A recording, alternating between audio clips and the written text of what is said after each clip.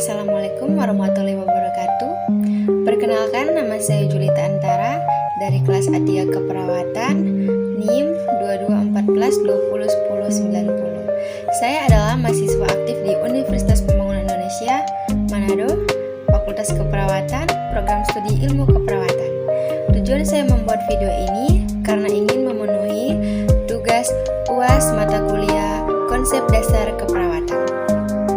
Di sini saya akan mempresentasikan materi tentang teori keperawatan caring dan peran perawat profesional.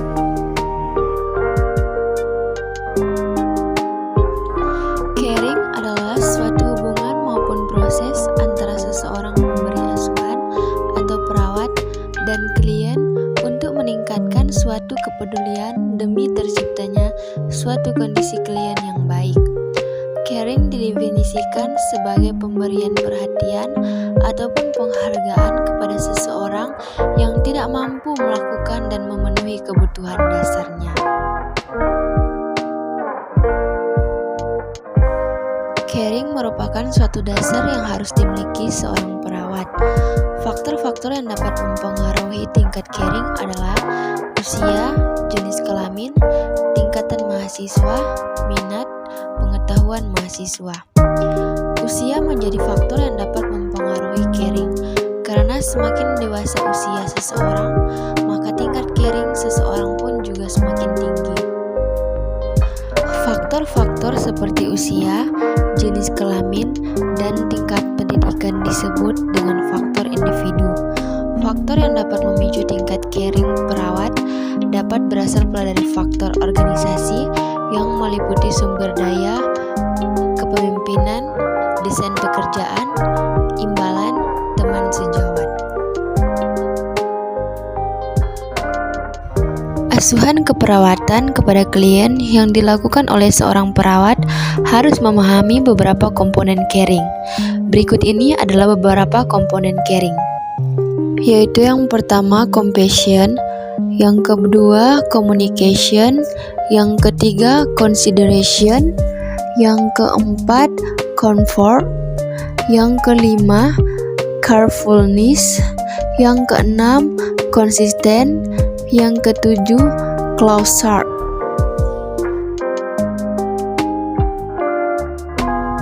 Caring merupakan dasar suatu tindakan keperawatan dalam menjalankan asuhan keperawatan.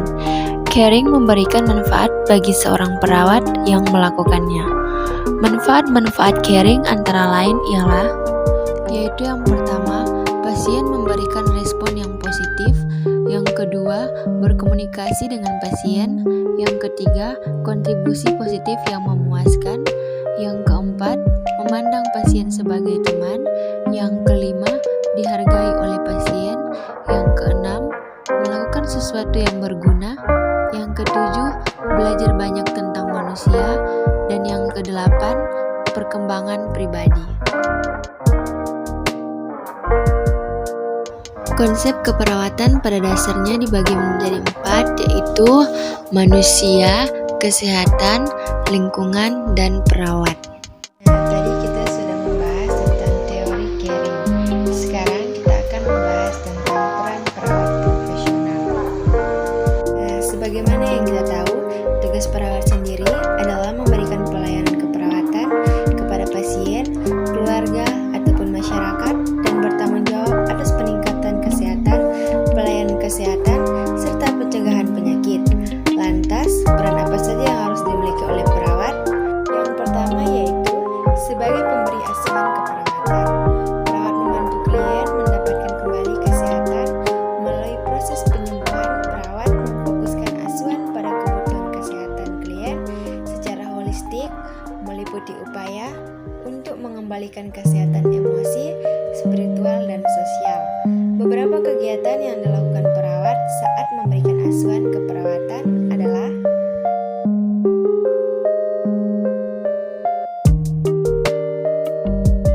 yang kedua, yaitu sebagai pelindung dan advokat. Sebagai pelindung, perawat membantu mempertahankan lingkungan yang aman bagi klien dan mengambil tindakan untuk mencegah terjadinya kecelakaan serta melindungi klien dari kemungkinan efek yang tidak diinginkan dari suatu tindakan diagnostik atau pengobatan.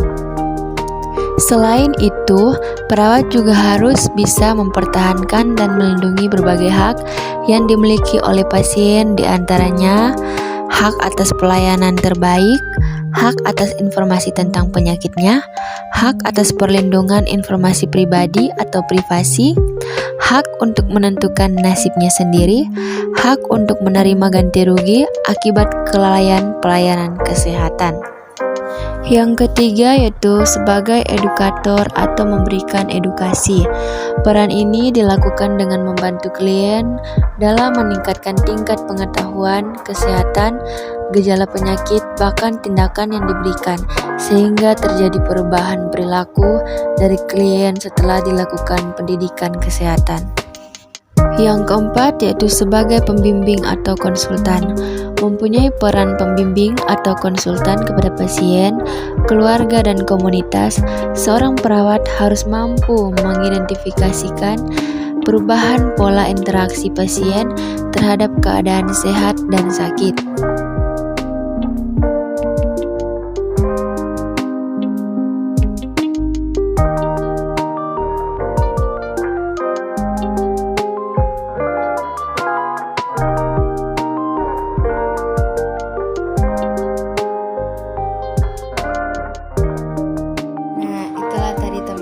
Sedikit penjelasan tentang teori keperawatan caring dan peran perawat profesional.